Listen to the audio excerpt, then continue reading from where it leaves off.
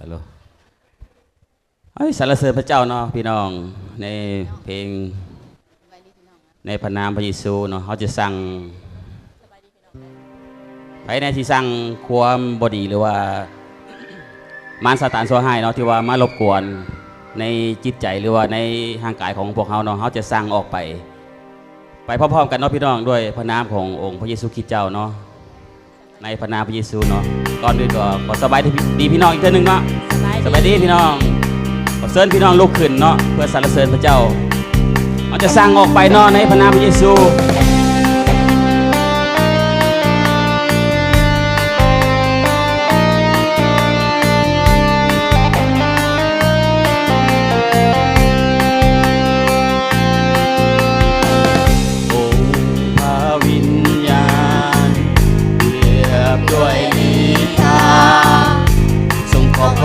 และอยู่ทางกลางเขาองค์จอมโยธาสิ่งแห่งยูดาเอาประกาศใจในนามพระองค์ในพระนามพระเยซูเอาขอสั่งทำลายอำนาจของความมืดให้ประตูเมืองมารได้พินาศไปในพระนามพระเยซูเอายึดคืนทุกสิ่งของพวกเอาทำลายป้อมปราการด้วยคำสรรเสริญโดยฤทธิ์อำนาจแห่งนามเยซูในพระนามพระเยซูเอาขอสั่งทำลายอำนาจของความมืดให้ประตูเมืองมารได้พินาศไปเอาสั่งว่าไปพี่น้องในพระนามพระเยซูเอายึดคืนทุกสิ่งของพวกเอาทำลายป้อมปราการด้วยคำสรรเสริญโดยฤทธิ์อำนาจในนามเยซูมีฤทธิ์อำนาจในนามเยซูองค์พระวิญญาณองค์พระวิญญาณเกียรติด้วยฤทธิ์นาทรงปกครองและอยู่ทางกลางเราองค์จอมโยธาจอมโยธาสิ่งแห่งยูดาเอาประกาศใจในนามพระองค์ในพระนามพระเยซูสั่งไปพี่น้องทำลายอำนาจของความมืดให้ประตูเมืองมารได้พินาศไปในพระนามพระเยซูเอายึดคืนทุกสิ่งของพวกเอาทำลายป้อมปราการด้วยคำสรรเสริญโดยฤทธิ์อำนาจในนามเยซู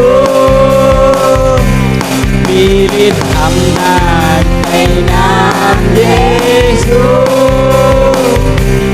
เอาประกาศใจในนามเยซูพระเจ้าคือแสงสว่างเนาะพระเจ้าเป็นความรอดของพวกเราพระเจ้าเป็นป้อมปราการที่ว่าป้องกันพวกเราเนาะให้พ้นจากศัตรูเอาสรรเสริญพระเจ้าในเพลงเราจะต้องย่านสิ่งใดเนาะเพราะว่าพระเจ้าปกป้องเขาเองเนาะพี่เราเนาะ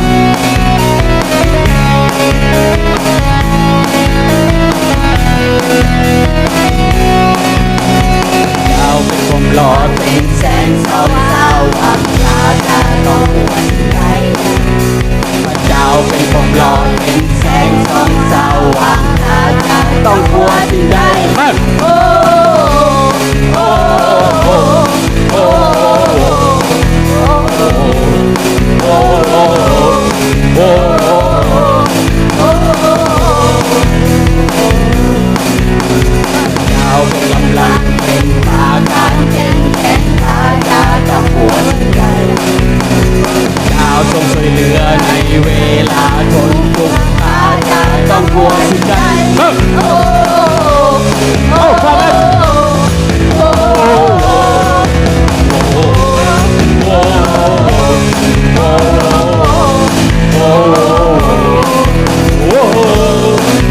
พระองค์จะสอนข้าไว้ในพระพักตร์ในเวลาสงคราม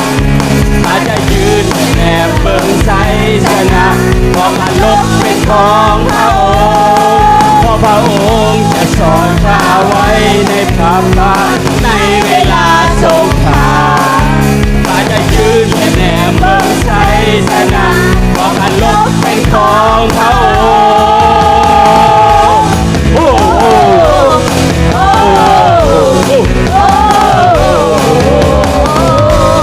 โอ้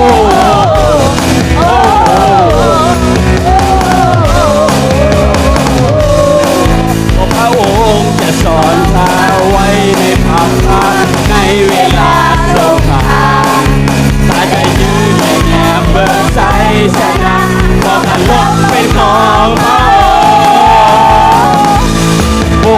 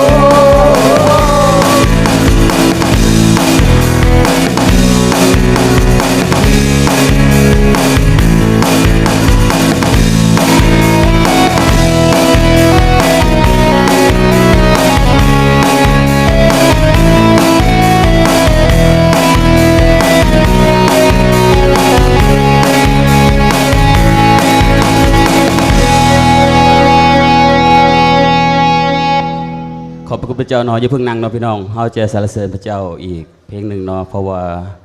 เพลงนี้เป็นเพลงแห่งความฮักเนาะพี่น้องพระเจ้าสิถามเฮาว่าเฮาฮักพระเจ้าบ่เนาะหรือว่าฮักพระเจ้าอีหลีบ่หรือว่าใดๆเมื่อพระเจ้าถามเฮาสิตอบพระเจ้าว่าจังใดพี่น้องผู้ใดยังบ่มีคำตอบเลยเตรียมไว้เนาะเตรียมมือโอกหัวใจแล้วก็บอกกับพระเจ้าเนาะ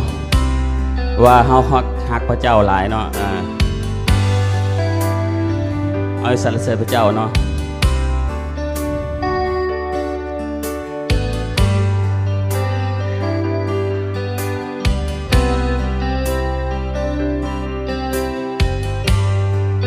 เพราะว่าพระเจ้าจะเบิ่งเฮาทุกๆมื้อเนาะ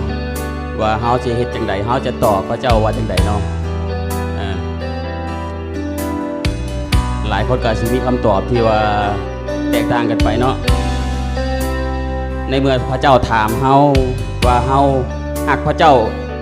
หรือบ่เนาะหรือว่าฮักพระเจ้าอีหลีบ่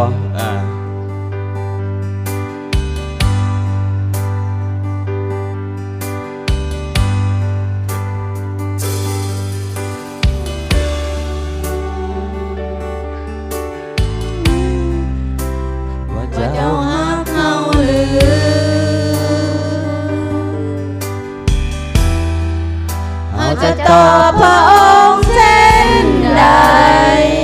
เคยคิดบ่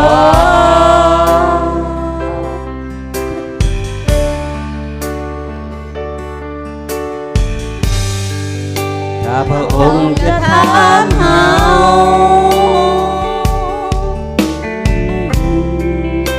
ว่าเจ้าฮักเฮาหรือ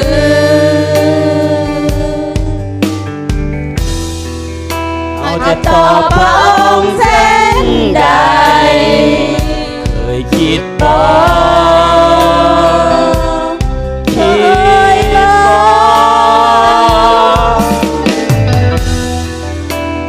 และในวันนี้นาทีแห่งนี้ที่เฮาอยู่พระองค์เฝ้าเบิ่งและทา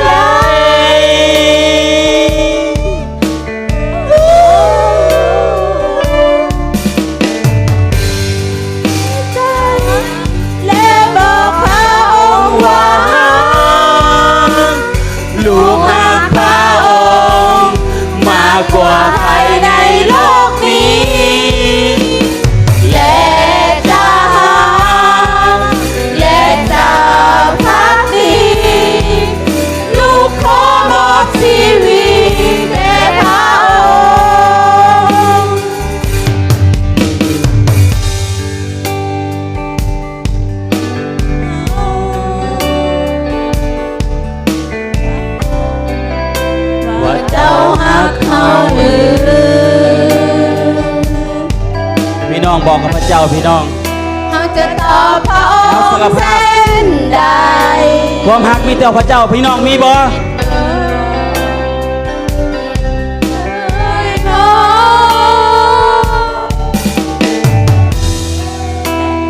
และทันใด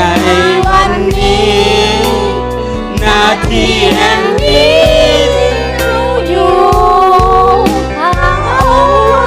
งและทาง ถามใจตัวเองพี่น้อง ทุกคน ว่าพี่น้องฮักพระเจ้าหรือว่าพี่น้อง เขาจะต่อเส้นใด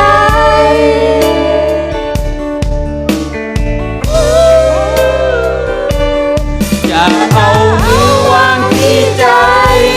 แล้วบอกพระองค์ว่า ลูกหักพระองค์มากกว่าใครในโลกนี้และจะหักและจะพักดีลูกขอมอบชีวิตแด่พระองค์ จะเอามือวางที่ใจ แล้วบอกพระองค์ลูกหักพระองค์มากกว่าใครในโลกนี้ ขอบพระคุณพระเจ้า และจะหักและ คอยเฝ้าเบิ่งทุกลูก พักดีลูกขอมอบ ลูกหั ชี กพระองค์ วิตแด่พระองค์ ลูกฮักพระองค์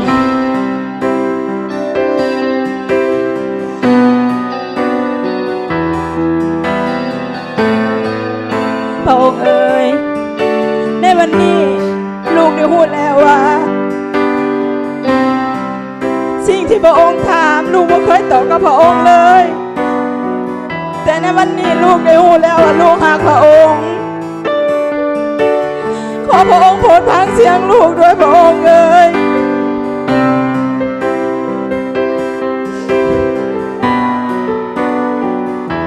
ลูกฮักพระองค์เสียเหลือเกินพระองค์เจ้าข้า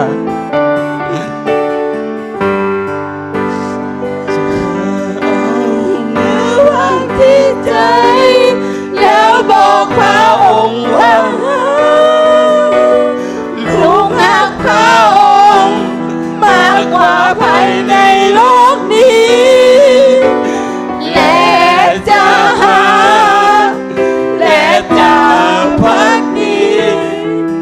ลูกขอมอบชีวิตแด่พระองค์ จะเอามือวางที่ใจ แล้วบอกพระองค์ว่าลูกรักพระองค์มากกว่าใครในโลกนี้และจะรักและจะพักดีลูกขอมอบชีวิตแด่พระองค์และจะ และจะพักดีลูกขอมอบชีวิตแด่พระองค์ ขอมอบมักให้กับพระเจ้าเพียงผู้เดียวเพราะว่าพระเจ้าเป็นพระเจ้าผู้ยิ่งใหญ่ของพวกเราเนาะพระองค์เจ้าค่ะ